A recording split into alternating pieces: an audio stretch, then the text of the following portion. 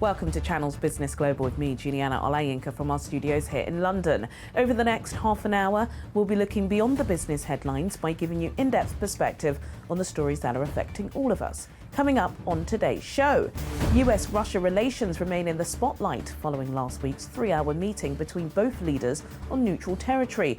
Now that both ambassadors have returned to their posts and a new round of nuclear talks have been agreed, can cordial US-Russia diplomacy be restored?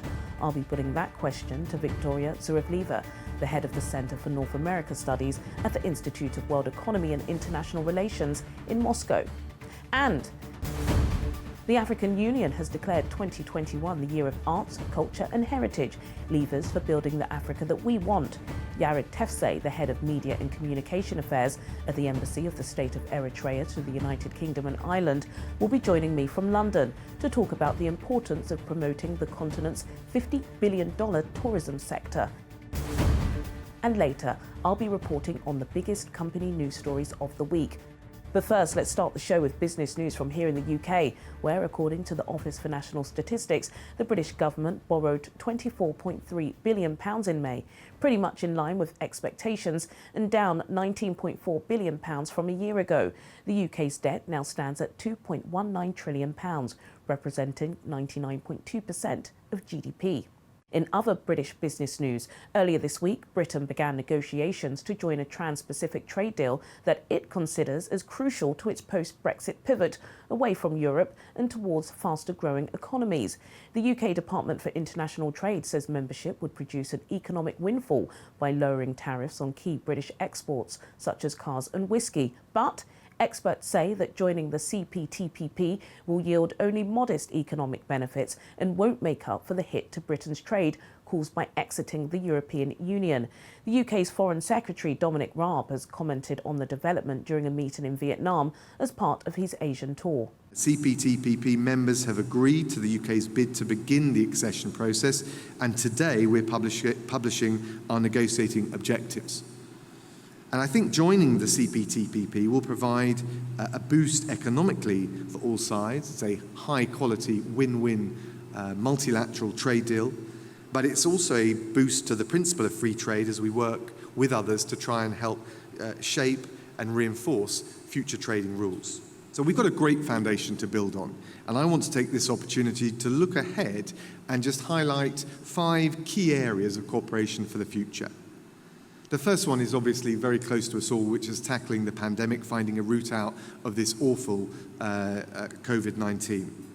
And we believe that all countries, but that includes the UK, must contribute to a global solution. We will not be safe until we're all safe. Well, for more on this, I'm now being joined by our business correspondent, Simon Pusey. Simon, it's a big deal, but some say more strategic than economically vast. Yeah, so the Trans-Pacific Partnership, it's been talked about for quite a while now, since really the Brexit trade deal was signed. Musings that the UK government wanted to join this were released. Dominic Raab has landed in Vietnam. Liz Truss is in Churchill's War Rooms, very sort of symbolic that about how big a deal that they want this to be. But it is a big agreement. It's 11 members, including Australia, Canada, Japan. They make up 15% of global trade. It would enable the UK to secure some really good deals, or what they say would be some deals where maybe they get tariffs that are a slightly lower rate, and some of the trade deals we've already got with these countries, they could renegotiate and get better deals with them. And Liz Truss is very keen to sort of point out this. She said it's a glittering post-Brexit prize. She says it's the part of the world where Britain's greatest opportunities lie. But lots of people are pointing out the negatives, that as you say, it's more about strategy than scale. Joining may add as little as 0.1% to Britain's GDP. The UK already has bilateral trade agreements with 7 out of these 11 countries, and that could rise to 8 if this Australia deal is ratified in the next few weeks and months. And people also point out the membership is not going to come close to really replacing what we've had with the EU for so long. For example, the UK exported £294 billion worth of goods and services in 2019. Well, that dropped by 43% last year. So and Europe is on our doorstep as well. A lot of people pointing out that it's much easier to trade with a partner that's just over the channel than it is to go across the world to the other side of the world. Just the logistics really don't work. There is hope, though. A lot of people are wondering that if America signs up, America would be a much bigger trading partner, would be double all of those countries put together for the UK. The problem is that Joe Biden and his administration has shown no willingness, has shown no sign of looking like they want to join the Trans-Pacific trade deal. And also, talks that were mooted between Trump and Britain and a trade deal. There was a little bit of flirting about that. Well, that hasn't really re-emerged since Biden took office. So I think you're right, it would be more symbolic than physical, but we've seen time and time again that this government isn't scared of flying the flag for Britain in a symbolic way, and this would be, probably a little victory that they would make a big deal out of. It is the right thing, no doubt, to do, but like I said, 0.1% of GDP is all it would really add to the economy. Thank you, Simon. Despite last week's monumental US-Russia summit, both sides appear to have impossible differences. The purpose of last week's 3-hour meeting in Geneva was to manage an ongoing confrontation by firming up red lines, clarifying the rules of engagement, and getting a measure of each other's weaknesses.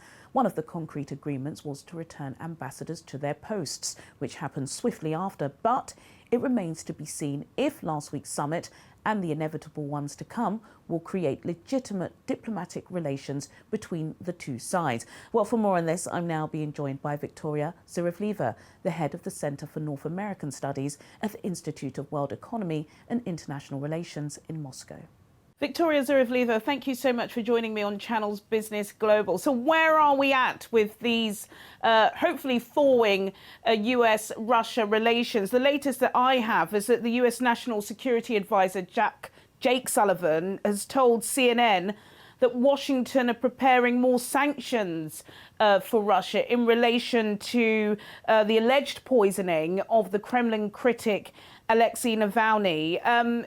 In your opinion, would you say that particular case is one of the most problematic under a Biden regime with Russia?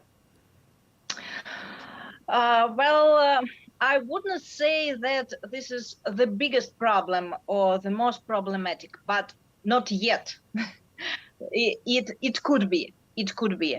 The problem is that the topic of human rights and democracy is one of the dominant for Biden administration, is one of the dominant issue in Biden administration agenda.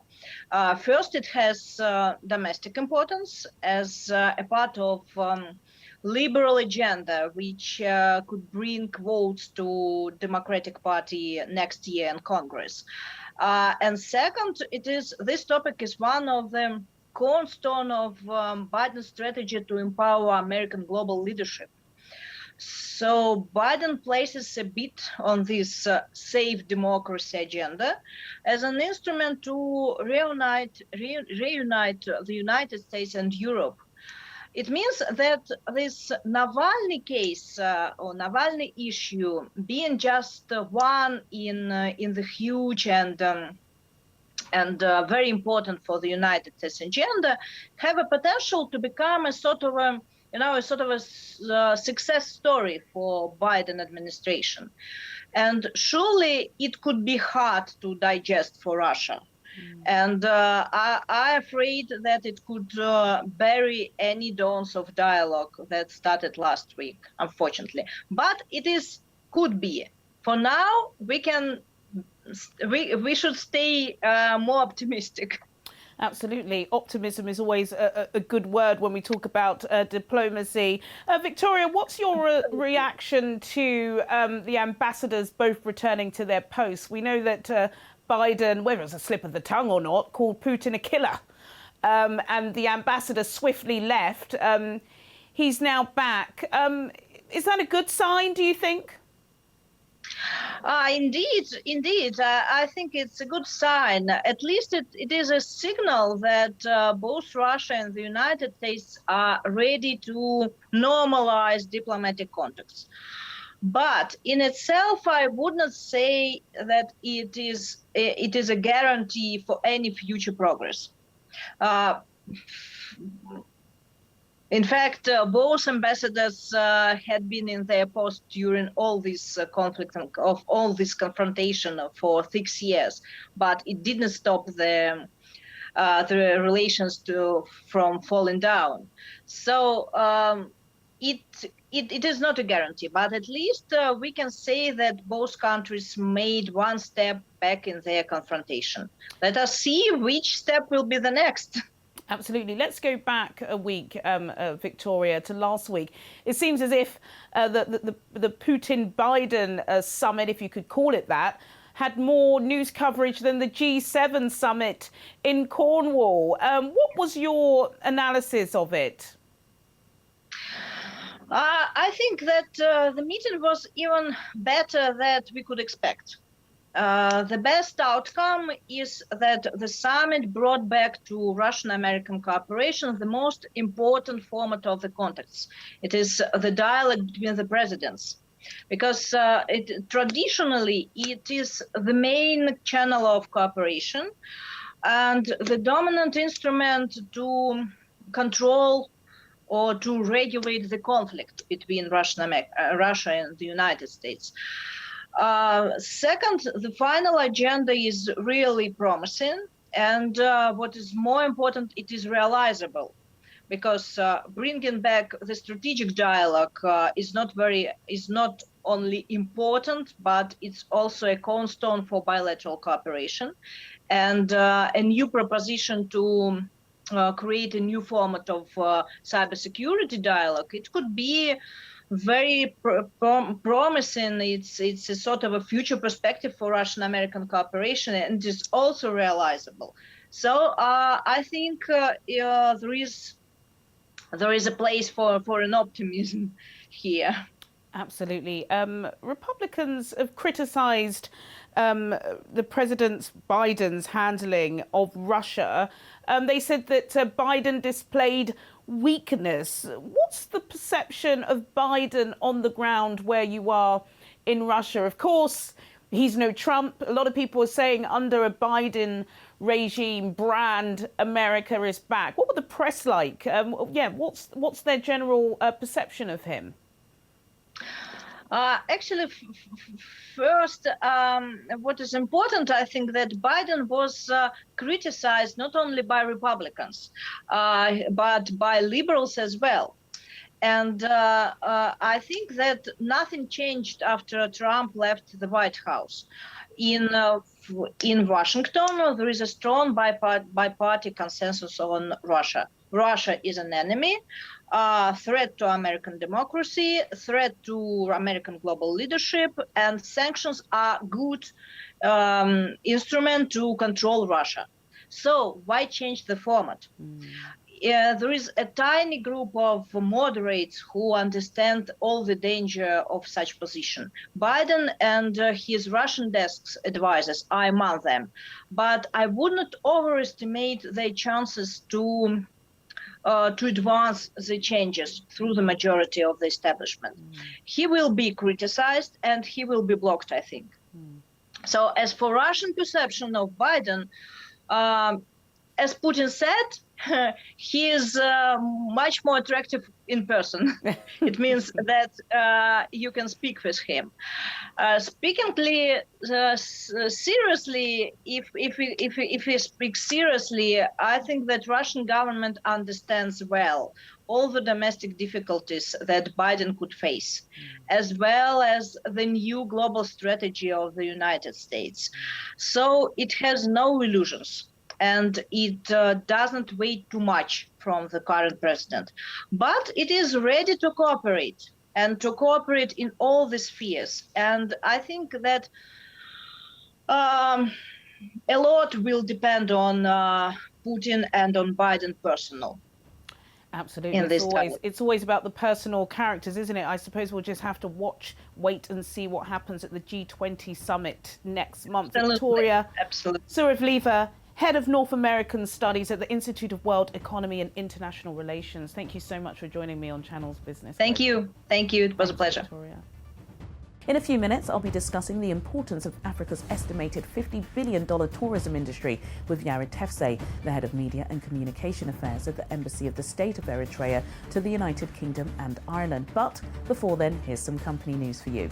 The Hong Kong pro-democracy Apple Daily newspaper announced on Wednesday that it will close this weekend after its assets were frozen. Critics have described the update as a hammer blow to the city's free press. Next Digital, the newspaper's parent company, said its final edition will be printed on Saturday.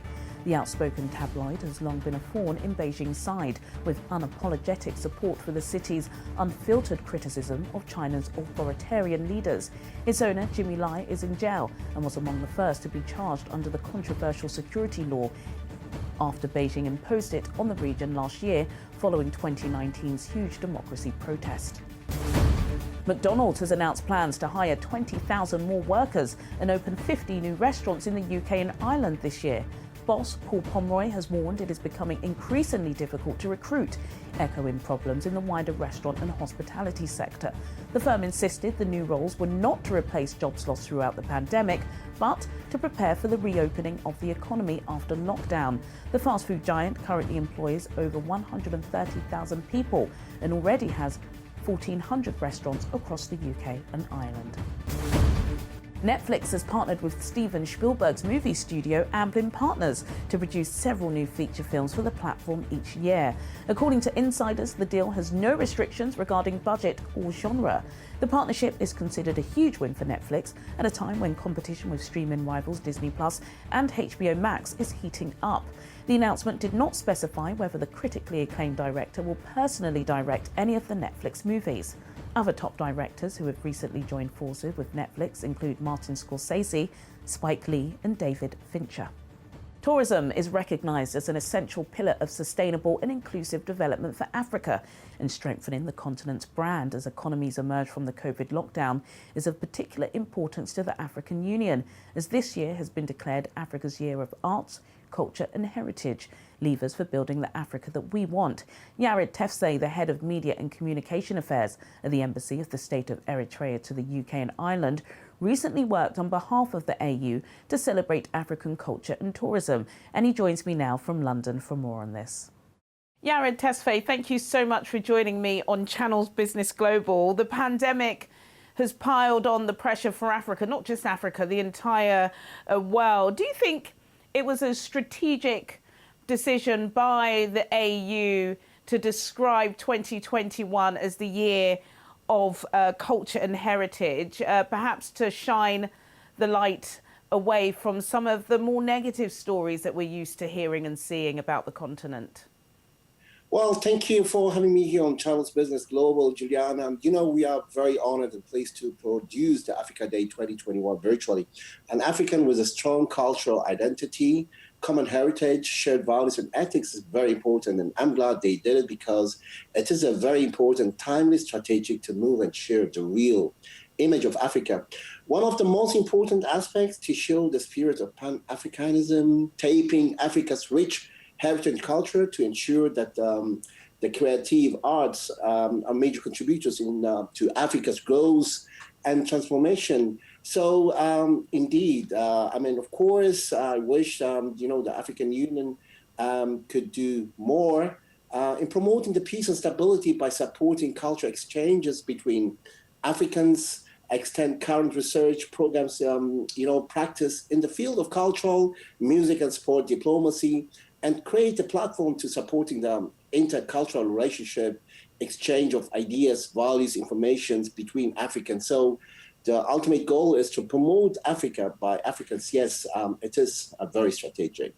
Absolutely. We're seeing that with sports diplomacy with Europe, aren't we? There's a big row at the moment about, the British government letting UEFA VIPs into the UK without quarantine. But that's what, sport and culture can do. You can get together and start enjoying. I've spoken to you about this offline, Yared, and I know you've explored the continent extensively, and you understand so much of its rich history. Why do you think it is so difficult to sell that narrative to the West? And do you think perhaps sometimes we put too much emphasis on trying to sell the narrative to the West? Should we as Africans, enjoy the continent on its own merit? Well, I never traveled as a tourist, but I've been to many African countries for many other reasons. The real Africa for me is to show the people landscape, value systems, tradition, beliefs, but most important, the opportunities and the resource investments, opportunities, institutions, universities. So with the intention of fostering mutual understanding, even though multiple definitions of cultural diplomacy exist from the wide anthropological sense of how people interact, what they believe and how they live, to human expressions of emotions through artistic representation. So because you'll never see it in the Western corporation media or any other alternative media, Juliana, to be honest with you, they are not interested to show you the real Africa. So, and that's why we are here, to give Eritrea and Horn of Africa, in general, the Africa continent, a platform such as Embassy Media here in London.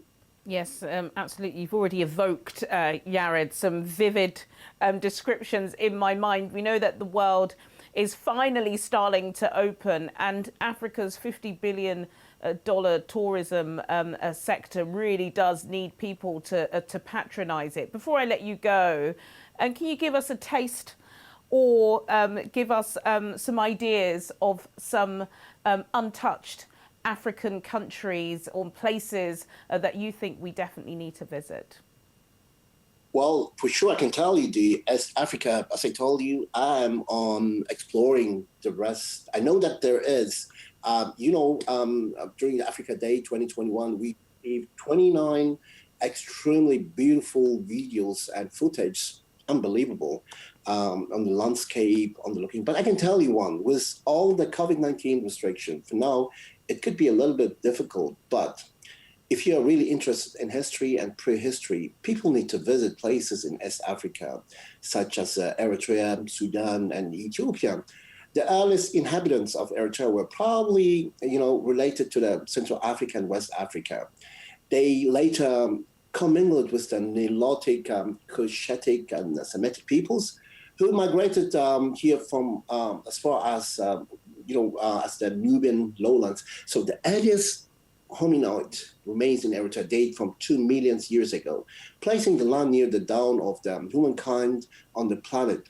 Stone tools from Abdur at 125,000 years old are the earliest. The first mosque on the African continent is in Massawa.